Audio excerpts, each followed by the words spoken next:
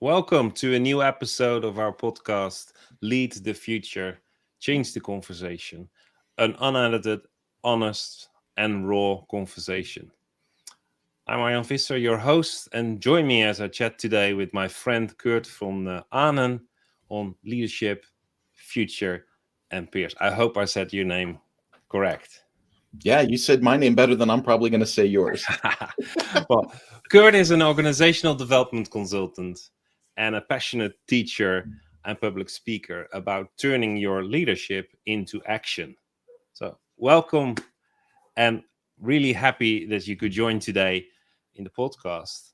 So, No, it's great. I'm thrilled to be here, Arjan. Absolutely. I was thrilled to get invited. it is, let's just find out why we are excited. Like, Yeah. so when we talk about leadership and like I introduced you, turning leadership into action, then my first question would be like, what does it mean for you leading yourself, self leadership in this sense? Arjan, at the risk of sounding more like a pastor than a business person, I honestly think that God created every single person on the planet for some form of leadership. I think we're all called to a certain position of leadership.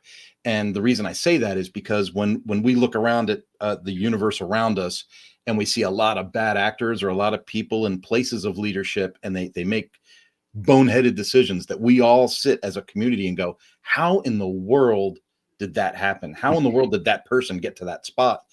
And I came to understand through all my studies in leadership that everybody's called to a position of some type of leadership. And then a lot of people, they just assume that they're not a leader. They say, I'm not a leader. I'm a good number two. I'm a good support person. I'm a good whatever.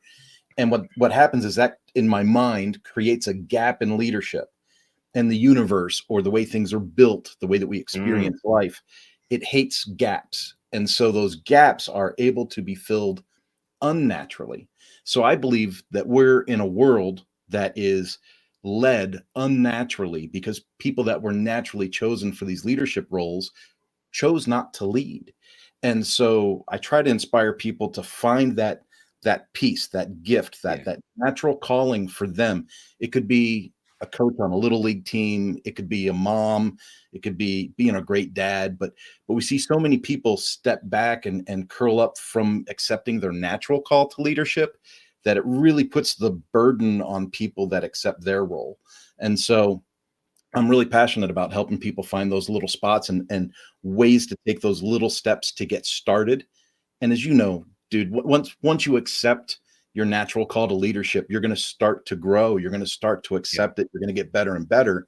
And then that's how we, over time, affect a great many people in a positive way.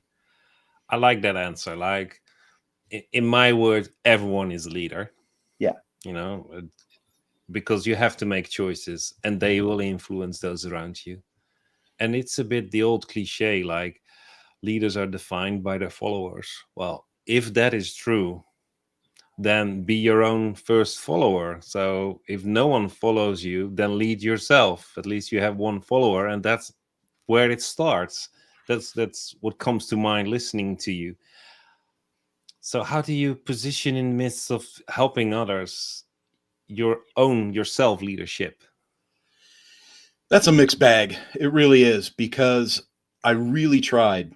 I didn't understand what I was doing at first, but I used to race motorcycles. And I think racing motorcycles just gave me a competitive edge that normal people don't experience in day-to-day life. And then when I retired from racing, there was this drive that was always there, but it was like how to express it, how to lead people. And I was a horrible leader, Arjan. I was horrible. I would just beat on people until I got the results that I thought I needed, you know? So I had a team and I would just drive them hard. And I had high employee turnovers as a manager. And at that point in time, I was a manager. I wasn't a leader. I was someone that was going to be driven by results only, and I was going to force people to comply. And then as I got older and I softened my edges some and I did some study, that's when I realized there's a nuance to this. And you have to first communicate with people and understand what drives them or what their internal drivers are and identify with them and edify them and add value to them before you see those results. And I Mm. started to kind of twist my leadership model more to say, well, wait a minute. I know that my end result, from a selfish position, my end result is I want this from that person. Like, I know that there's an exchange happening, but you have to change the order in how that happens. And so if you add value to them first as a leader, you generally see that return on the other side. And there has to be a point somewhere along the line where it becomes selflessness, because you need to understand that sometimes you add value to people and they take that leadership growth, or they take that inspiration and they go somewhere else with it, to another circle of influence. And sometimes you could get your feelings hurt as a leader, oh, I lost somebody. But in reality, you still have to say, hey, we paid it forward. That moves on. Our turn's coming next. Don't worry about it. And the more we just concentrate on adding value to others and building people up, the more we're going to see positive influences around us. Yeah. Well, I like that. There is this selfless aspect in it. There's probably also a selfish aspect in it. That only becomes dangerous when we ignore it. Let's make it real. Let's make it part of it. In your the conversation we had up front, you mentioned something about, through your business, you really dialed down on making people accountable for their own success. So for me, there is something in that story that you expressed really well, that accountability is really a key. Yeah. So yeah. How does that function? Can you explain a little bit more about that? Yeah. So people that don't know the backstory, I can tell this in 30 seconds. And it was, my company used to be called not Mañana Mas. My company used to be called Von Ahnen Designs and PR. And I decided I didn't want to grow my company based on my name. And so I was searching for a name. So I was actively searching for a working business name. And I was based in Albuquerque, which is a high Hispanic population. And we had customers, one after the other, that never did their homework as we were making web packages for people. We're designing websites and social media launches for new business startups. And one day I just lost my temper and I said, I cannot make you successful without you making yourself successful. You have to do your homework. You have to give me the information to make these websites, or I can't make even the website for you. Mañana no más. You cannot put off till tomorrow what you can do today. And one of the people that ran the center pulled out and said, hey, Kurt, that would be a good name for your business. And that became my business, Mañana no Más. So I'm the whitest person on the planet with the most Hispanic, motivational name. And it means tomorrow no more. It means we cannot put off till tomorrow what we can do today. And from that moment forward, Arjan, my business model changed completely. And everything that I did was driven by the date on the calendar. So we would pick deadlines and milestones and project manage them. I mean, maniacally manage them. And then budgets. Since 2008, I have never gone to a client and said, I need more money. I give you the budget. I give you the deadline. You must supply the information we need to make your product by the deadline, or we simply just slide you out of the program and move on to the next client on the list. And it's been that way since 2008. And you would think all those rules and regulations would drive clients away, but it actually attracted more people to us because they like the accountability, they like the structure, and they like that they know what the outcome's going to be, because we tell them up front, this is the outcome, this is what it's going to cost, this is when it will be done, this is when you will launch, this is what you will experience. And then it's up to them to do it. And that taught me, your question about self-motivation and leadership is like, you put it into practice and you go, okay, even if it's the tiniest little thing of like, I think I want to coach my kids' little league team. Okay, that's an action. When is that going to happen? When are you going to register? How are you going to learn how to coach these kids? What are the steps to do that? And what are the dates and the deadlines that you need to have that happen in? And sometimes people need a coach to identify those little steps, but it's important to have those steps and be able to celebrate those wins as you accomplish them, no matter how small they are, because each of those is a dopamine hit that just gets you remotivated for the next step. Yeah. Well, you say so much in 30 seconds. Sorry. That must be the Spanishness in all of it. I was a few things that triggered me. Like, we call it accountability, and your clients loved it. In a way, you as a business came alongside them as like what a proper coach does, Yeah. and created a structure for them for self accountability, Yeah. which is maybe the most under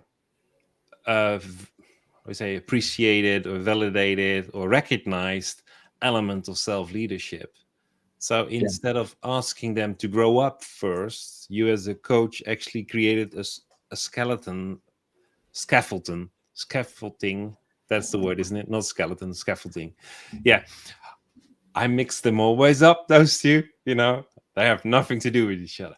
A structure around them for them to actually be self accountable and protect their motivation, like their personal drive, because they got successful.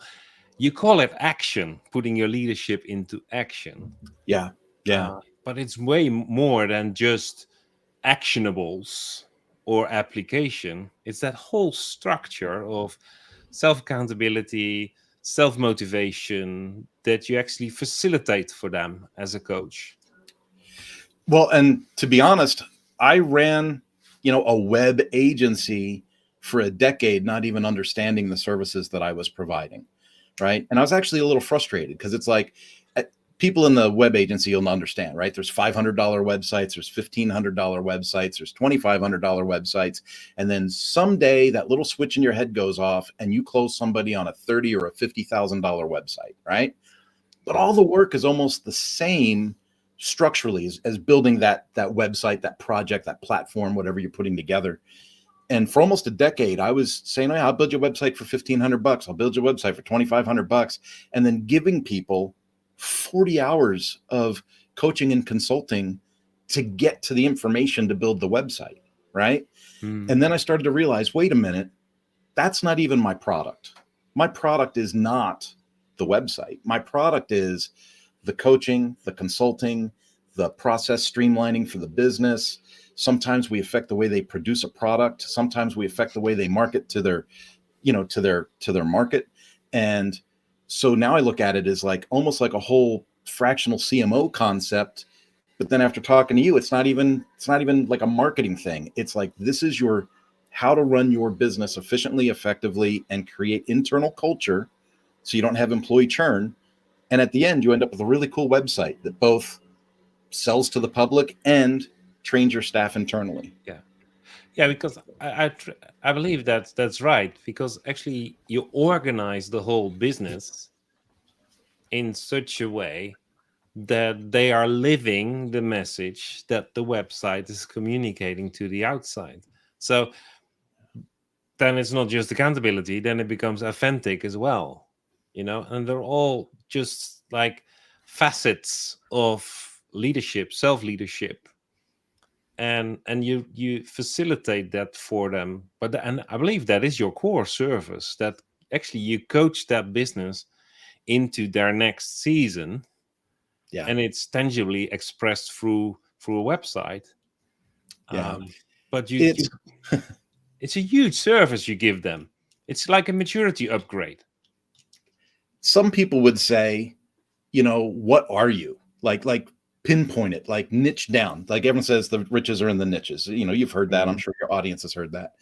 But then I really struggle with this, Arjan, because I love the coaching, I love the training, but some people would say, so be the consultant and then just subcontract the websites or just let them hire out for the websites. And the thing is like, but I've got a 15-year history in being a web agency and building these things.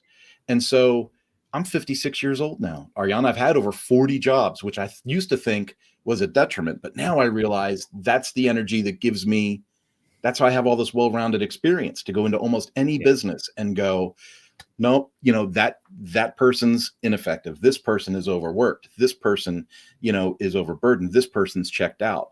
This process has 6 extra steps in it. you know, and it's because I've physically worked in all these different environments that I'm able to bring that to the table. But I can't see giving up the web stuff on the back end, because I really enjoy the creativeness and the sharing the information. And especially if it becomes like a membership or an e-learning website that we develop, well, then you got the aspects of community and adding value to people on the back end of this project that lives on in perpetuity. It just keeps going, which is really inspirational.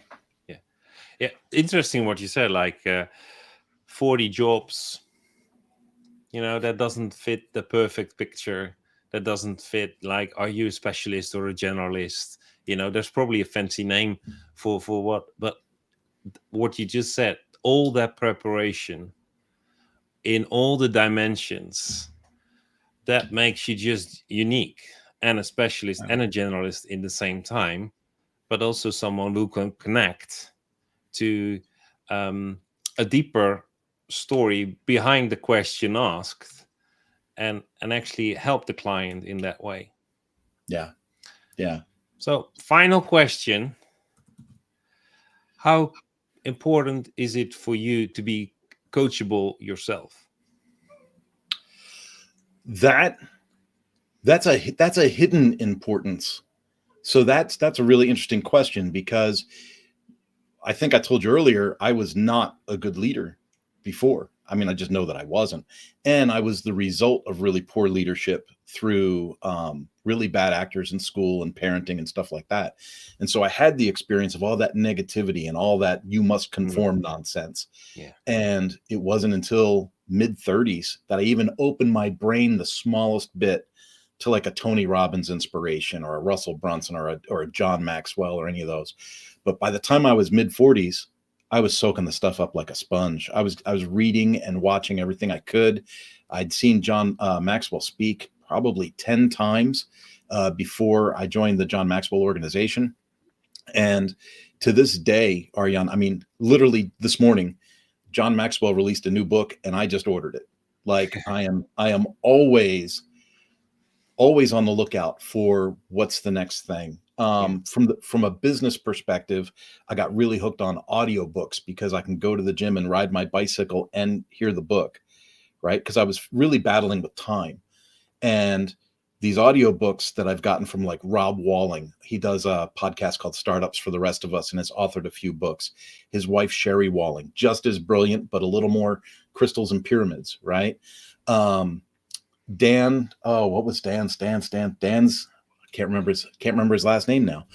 He wrote Buy Back Your Time. Yeah. Buy Back Your Time was phenomenal. So yeah, totally coachable. I'm open to everything, and open to other ideas and concepts. Like, I'm very strong in my faith, and I know who I am, and I know what I believe, but I'm not going to shut out listening to someone else's beliefs and seeing where their core comes from, and how to add value to them.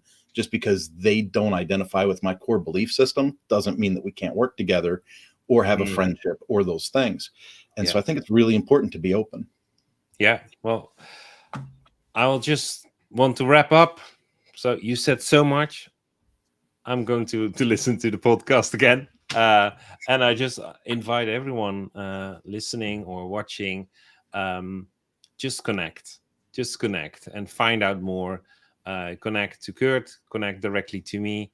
There's also the link, businessrevivalists.com/coach. Just connect and let's find out where coaching actually accelerates you. And the whole journey of being a lifelong learner, being a leader, you cannot disconnect that from a coach. Just to be triggered, pushed, challenged to just update your thinking. Like, it easily could be that we are both wrong. So just reach out and connect to take it further. And Kurt, thank you for your time. Really appreciate it. And we will speak more. I would love to hear more. And probably I will invite you back for another session in the next season. So thank you very much. Thanks for having me. It's great.